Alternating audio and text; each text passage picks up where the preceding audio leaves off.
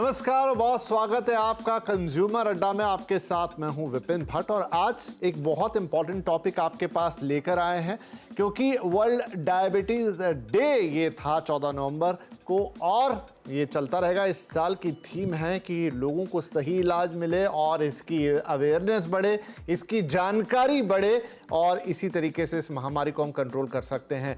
और इसे मैं महामारी क्यों कह रहा हूं, क्योंकि भारत के संदर्भ में ये महामारी है। हमारे अपने आंकड़े कहते हैं कि हमारे देश में हर 10 में से एक आदमी को डायबिटीज है और 10 करोड़ से ज़्यादा मरीज हैं। और उन मरीजों की तो अभी हमारे पास कोई प्रॉपर जानकारी भी नहीं है जो प्री डायबिटीज़ का शिकार है, यानी आगे जाकर जिन्हें डायबिटीज़ होनी है और उन्हें उनके बारे में कुछ भी पता नहीं है। और ये बीमारी अपने आप में तो जो है वो है, लेकिन ये 100 और बीमारियों को लेकर आती है और आपको बहुत कमज़ोर बना देती है, बहुत वल्नरेबल बना देती है, दूसरे बीमारियों के दरवाजे खोल देती है। लेकिन अच्छी बात यह है, सिल्वर लाइनिंग यह है कि अगर वक्त रहते आप जान जाएं कि आप उस डायबिटीज़ के दायरे में आगे बढ़ रहे हैं या उसकी तरफ जा रहे हैं, तो ना सिर्फ आप उसे लंबे समय तक टाल सकते हैं, बल्कि अगर आप एक अच्छी दिनचर्या, एक डिसिप्लिन्ड लाइफ जिएंगे तो हो सकता है डायबिटीज़ शायद आपको कभी छुए भी ना। तो आज इसी पर हम बातचीत करेंगे और हमारे साथ आज हमने कई एक्सपर्ट्स को यहाँ बुलाया है जिनसे हम बातचीत करेंगे।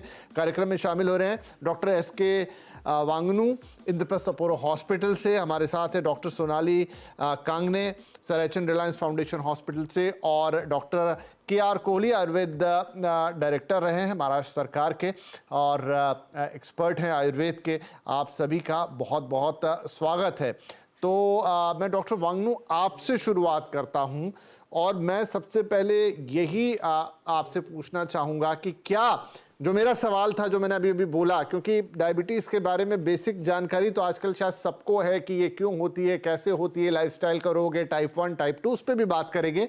लेकिन क्या ये बात सही है कि आप वक्त रहते अगर आपको पता चल जाए कि आप धीरे धीरे डायबिटीज़ की तरफ बढ़ रहे हैं तो उसे लंबे समय तक टाला भी जा सकता है और अगर शायद पॉसिबल है अच्छी लाइफस्टाइल जिए तो रोका भी जा सकता है? आपने बहुत अच्छा फरमाया। मैं ये कहना चाहूँगा कि जिस समय पेशेंट को ये डायग्नोज किया जाता है कि उसको डायबिटीज हो गई है, जो उसका प्रोसेस है वो 10 से 15 साल पहले स्टार्ट हो।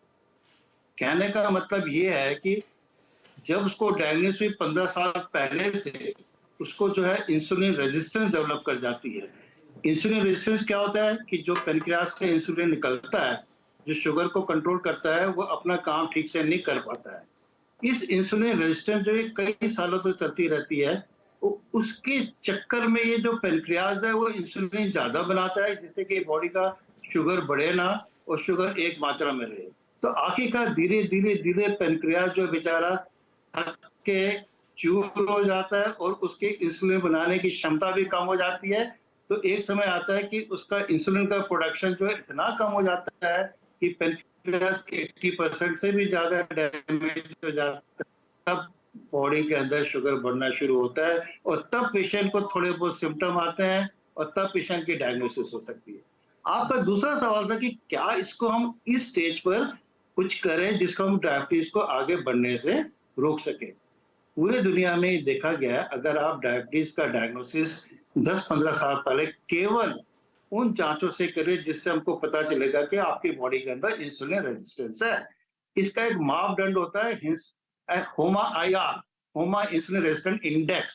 इसको कैलकुलेट करते हैं, अगर ये 2.4 से ज्यादा है तो हमको पता चलता है कि फ्यूचर में आपको डायबिटीज होने की आकांक्षा है। तो उसी में हम लोगों को कहते हैं ये समय है जब आप पूरी तरीके से अपने डाइट पर कंट्रोल करिए, रेगुलर व्यायाम कीजिए, 45 to 1 आवर डेली, खाने में फाइबर ज्यादा लीजिए, कार्ब कम करिए, प्रोटीन बढ़ाइए और डायरेक्ट शुगर का इस्तेमाल बिल्कुल नहीं करना है। Direct sugar means sugar, sweets, ice cream, cold drink, chocolate. वो वर्ल्ड में डायबिटीज प्रिवेंशन प्रोग्राम में 10 साल की स्टडी है। डॉक्टर साहब आपके पास आता हूं क्योंकि थोड़ा सा लिंक में प्रॉब्लम है, हम दोबारा एस्टेब्लिश करते हैं आपसे।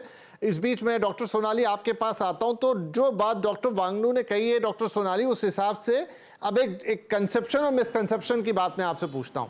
वो ये कि आमतौर पे लोग सीधा सीधा कह देते हैं अरे नहीं नहीं मीठा खाइए, मीठा खाने से डायबिटीज का कोई कनेक्शन नहीं है। लेकिन अगर हम ये बात माने कि डायबिटीज होने मतलब जब आप डिक्लेयर डायबिटिक हो जाएंगे और उसकी जो शुरुआत है अगर उसमें कई बार 10 से 15 साल तक की प्रोसेस लग रही है, या मैं घटा के उसको चलिए 5 साल भी कर दूं, तो उसका मतलब है कि उस दौरान जब आप मीठा खा रहे हैं और ज्यादा खा रहे हैं, आपके पेनक्रियास पर प्रेशर पड़ रहा है और उसकी कैपेसिटी हर बार कम हो रही है जब आप उसको ओवरलोड कर रहे हैं। इसलिए ये कह देना कि नहीं मीठा खाने से कोई प्रॉब्लम नहीं है, ये गलत है। बराबर है। एक्चुअली देखा जाए तो आप जो हम बेसिकली बात कर रहे हैं टाइप 2 डायबिटीज की, जो लाइफस्टाइल डिसीज से होता है, इसमें ये है कि अगर आपका बेसिक रिस्क फैक्टर्स है, जिसमें one of the common risk factor is family history. Family history है आपको, आपके लाइफस्टाइल में सेडेंटरी लाइफस्टाइल है, आपका वजन आपके हाइट के हिसाब से काफी ज्यादा है, और आपका फूड हैबिट्स अगर अनहेल्दी है, इन सारी चीजों को एक साथ अगर मिलाए तो इस वजह से ही इंसुलिन रेजिस्टेंस बढ़ जाता है। इंसुलिन रेजिस्टेंस जब बढ़ता है तो आपके पैंक्रियाज को, मानो किसी नॉर्मल आदमी को जिसको ये सारे रिस्क फैक्टर्स नहीं है, उनके शरीर में शुगर की मात्रा को से 200 से 100 लाने के लिए अगर 10 यूनिट इंसुलिन लगता है, तो वही काम करने के लिए जिनको ये सारे रिस्क फैक्टर्स है, उस इंसान को 10 के जगह पे 20 unit, 30 unit, 40 unit, 50 unit, 200 unit, 300 unit, इतनी ज्यादा प्रमाण में इंसुलिन बनाना पड़ता है। और ये सब कब कब करना पड़ता है?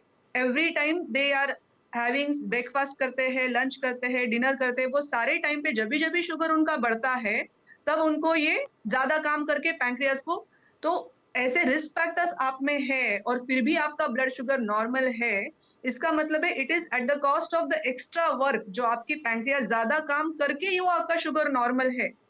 तो रिस्क फैक्टर इटसेल्फ आपको बताता है कि हमें अभी कॉन्शियस होना चाहिए और हमारी लाइफस्टाइल में चेंजेस लाने चाहिए। अदरवाइज अगर हम हमारे रिस्क फैक्टर को ही निग्लेक्ट कर दे और मुझे कुछ नहीं है, मेरा शुगर नॉर्मल है, ये मान के सब कुछ खाना पीना जैसा है वैसे हम अगर चालू रखेंगे, तो जैसे आपने कहा कि जो हम इसको 10 साल, 20 साल, 15 साल, 25 साल तक हम रोक सकते हैं, हम उसको पोस्टपोन कर सकते हैं, वो शायद नहीं कर पाएंगे। और because of the underlying genetic risk जो है, वो उसके हिसाब से और बाकी सारे रिस्क फैक्टर्स को मिला के आपको डायबिटीज होने के चांसेस जो है, जल्दी होने के चांसेस बढ़ जाते हैं। और वही जो आपका लेटेंट पीरियड है, वो कम होके 5 साल, 2 साल तक भी हो सकता है। जी, तो क्योंकि डायबिटीज एक लाइफस्टाइल रोग है, मतलब टाइप 2 तो एटलीस्ट, टाइप 1 एक अलग चीज है, लेकिन टाइप 2 और 90% से ज्यादा लोगों को टाइप 2 डायबिटीज ही होती है, जो कि आपकी लाइफस्टाइल, खराब लाइफस्टाइल का उसके पीछे बहुत बड़ा हाथ होता है। शर्करा जिसको कहते हैं हिंदी में या संस्कृत में भी।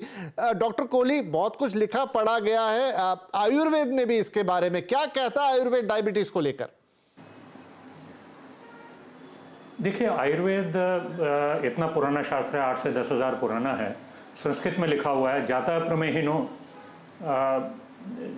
मतलब जाता प्रमेही मतलब जो जेनेटिकली जिनको डायबिटीज़ की तकलीफ है, सही बीज दोषात, यानी वो बीज दोष से, यानी वो जेनेटिक किसी प्रकार की गड़बड़ की वजह से हुआ है। एक पहली ये बात है। दूसरा ये कहा है, आस्या सुखम स्वप्न सुखम, मतलब बड़े आराम से जीवनचर्या चलाने वाले, सुखी, मतलब पूरा दिन सो के रहने वाले, एक्सरसाइज न व्यायामेन, जो व्यायाम नहीं करते हैं ऐसे व्यक्ति, और खाने पीने में नवान्न पानम गुड़ वैकृतम। गुड़ वैकृतम मतलब गुड़ के जितने विकार हैं, उसमें शुगर भी है, गुड़ के जितने भी प्रोडक्ट्स हैं वो सारे खाए, बहुत अधिक मात्रा में खाए जाएंगे।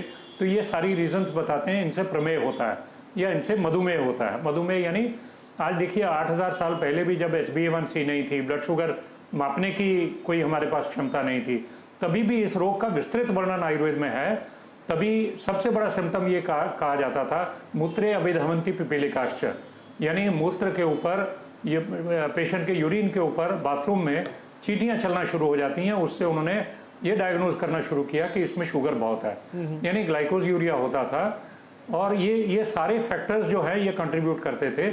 केवल इतना ही नहीं, डायबिटीज़ के, जिसको मधुमेह या प्रमेह कहते हैं, इसकी कॉम्प्लिकेशंस के बारे में भी बहुत सुंदर विस्तृत वर्णन आयुर्वेद में मिलता है। और बहुत सारी औषधियाँ डायबिटिक नेफ्रोपैथी के लिए, डायबिटिक न्यूरोपैथी के लिए, डायबिटिक रेटिनोपैथी पे मैंने खुद ओरिजिनल काम किया हुआ जी। है वसंत कुसुमा के रस पे, और ये देखा है कि बहुत सारी इन आयुर्वेदिक औषधियों का इवन कॉम्प्लिकेशंस के ऊपर भी, डायबिटीज़ के ऊपर भी, और जो ये इंसुलिन रेजिस्टेंस हो रहा है इसको घटाने में बहुत सारी दवाइयों का, मेरा तो पूरा MD PhD और जितना रिसर्च पेपर्स हैं सभी डायबिटीज़ के ऊपर है, तो काफ़ी सारा काम इस पे हुआ है।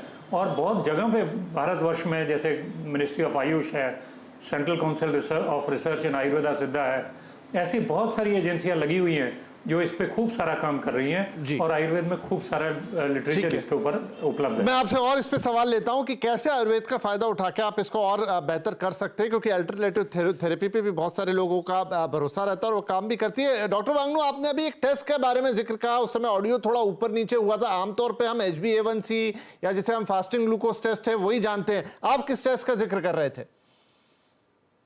का जिक्र कर रहा था, जैसे कि डॉक्टर साहब ने बताया कि जिनका वेट ज्यादा है, जिनकी फैमिली हिस्ट्री ज्यादा है, जिनका वेस्ट सर्कमफ्रेंस ज्यादा होता है, जो सीडेंटरी लाइफ स्टाइल लीड करते हैं, हमको 2 टेस्ट चाहिए, एक फास्टिंग शुगर और फास्टिंग इंसुलिन। फिर इसको एक फॉर्मूले में हम डाल करके एक इंडेक्स कैलकुलेट करते हैं जिसको बोलते हैं HOMA-IR। इसका मतलब होता है होमा इंसुलिन रेजिस्टेंस इंडेक्स। ओके। अगर ये 2.4 से ज्यादा है तो आपका शुगर बिल्कुल नॉर्मल है, तो हम ये कह सकते हैं कि आपको इंसुलिन रेजिस्टेंस मौजूद है। उस समय से ही अगर आप अपने लाइफस्टाइल को ध्यान रखेंगे, आप डायबिटीज को होने से बचा सकते हैं। दिस इज द अर्लीस्ट, जो सबसे पहले एक मापदंड है जिसे हम बता सकते हैं कि पेशेंट को इंसुलिन रेजिस्टेंस है। दूसरा, मैं ये भी कहना चाहूंगा कि कुछ इंसुलिन रेजिस्टेंस के जो साइंस हैं जो दिखाई देते हैं, लोगों की गर्दन का काला होना, यहाँ पर काला हो जाता है, जिसको बोलते हैं एक्ंथोसिस, डबल चेन हो जाती है, स्किन टैग्स, बॉडी में स्किन टैग निकल जाता है, ये सब इंसुलिन रेजिस्टेंस के चिन्ह हैं जो बता सकते हैं कि वार्निंग सिग्नल की फ्यूचर में डायबिटीज हो सकती है।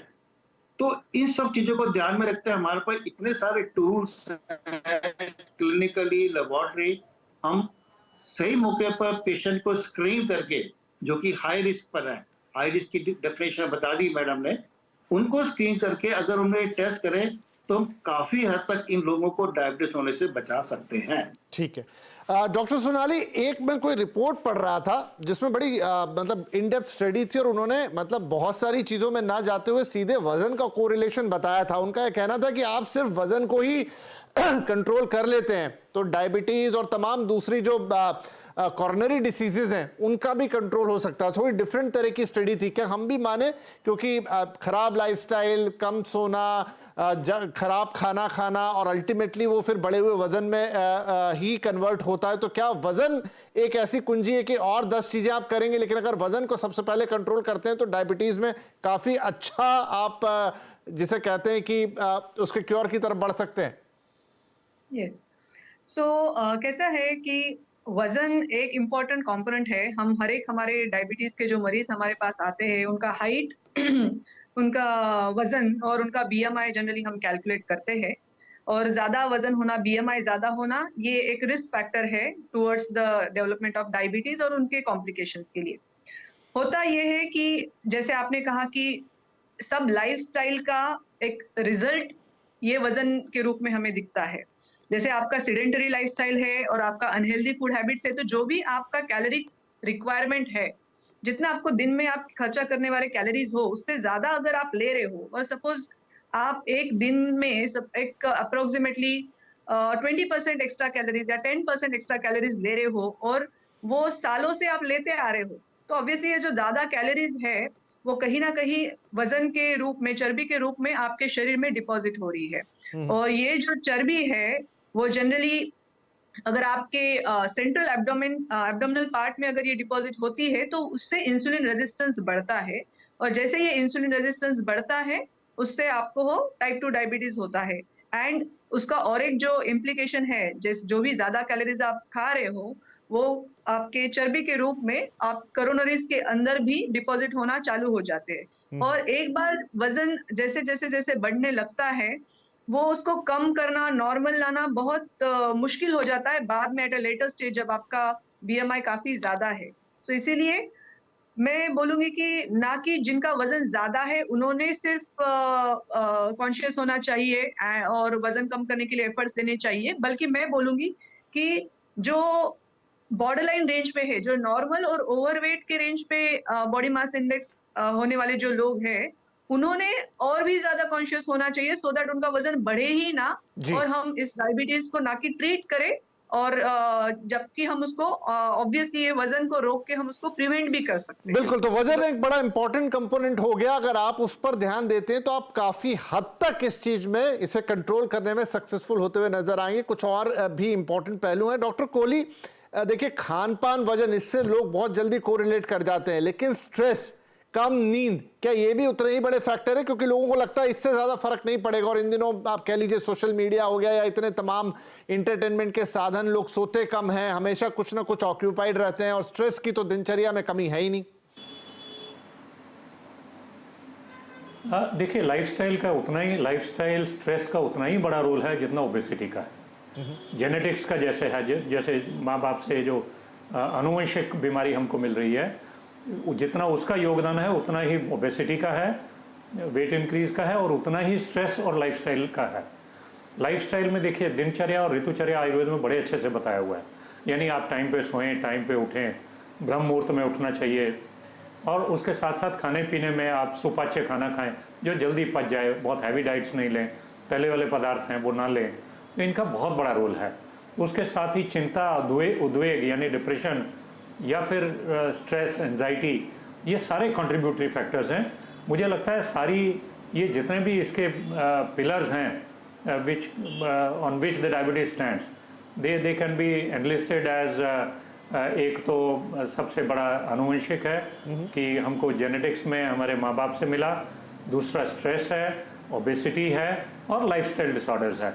लाइफस्टाइल से में सबसे बड़ी बात यह है कि आप आजकल बड़ा पॉपुलर हो रहा है इंटरमिटेंट फास्टिंग, जो जैन धर्म में लोग करते हैं कि रात का खाना आप थोड़ा जल्दी खा लीजिए और दूसरे दिन सुबह नाश्ता काफ़ी लेट करिए, ताकि 12 से 14 घंटे का फास्टिंग आपका रहे, तो उससे पेनक्रियाज को रेस्ट मिलती है और इंसुलिन अच्छे से इफेक्टिव रूप से वो बना सकता है, और बॉडी को भी रेस्ट मिलती है, और जो HbA1c है वो भी उतना नहीं बढ़ता है फिर। तो इसलिए इंटरमिटेंट फास्टिंग का बहुत रोल है, और वजन कम करना सबसे बड़ी, जो जैसा मैडम ने बताया अभी, वो सबसे मुझे लगता है सबसे बड़ी की है वजन को कम किया जाए, क्योंकि ये सारी ही चीजें बहुत सारी बीमारियों को पैदा करती हैं। ये जो चारों चीजें हैं, ये ब्लड प्रेशर को भी करेंगे, कोरोनरी आर्टरी डिजीज को भी करेंगी, ये और भी बहुत सारी। ठीक है डॉक्टर साहब, तो बड़े पॉइंट की दिनचर्या उसको कैसे कंट्रोल करना है, और इंटरमिटेंट फास्टिंग की भी आपने बात की, और फिर से आपका भी एम्फेसिस है कि आप वजन पर फोकस करें। चलिए एक छोटा ब्रेक मुझे यहाँ लेना होगा, ब्रेक से लौटकर आएंगे तो फिर कुछ क्विक उपाय जो आपको तुरंत करने चाहिए ताकि आप आगे चलते हुए डायबिटीज जैसी किसी बीमारी का शिकार ना बने। एक छोटा ब्रेक, बातचीत जारी रहेगी।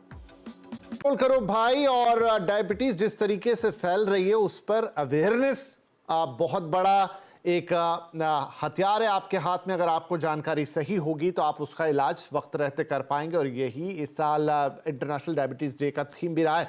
तो फटाफट अपने एक्सपर्ट से कुछ और सवाल लेंगे, क्विक आंसर्स। वांगलू साहब, ये बताइए कि अब किन लोगों को जाकर तुरंत अपने टेस्ट करवा लेने चाहिए, क्योंकि पहला कदम आपका वही होगा। जैसे ही आपको पता लगता है कि आपका जो इंसुलिन इंटॉलरेंस हो रहा है, आप कहाँ खड़े हैं और आपको कितना क्विक एक्शन लेना है।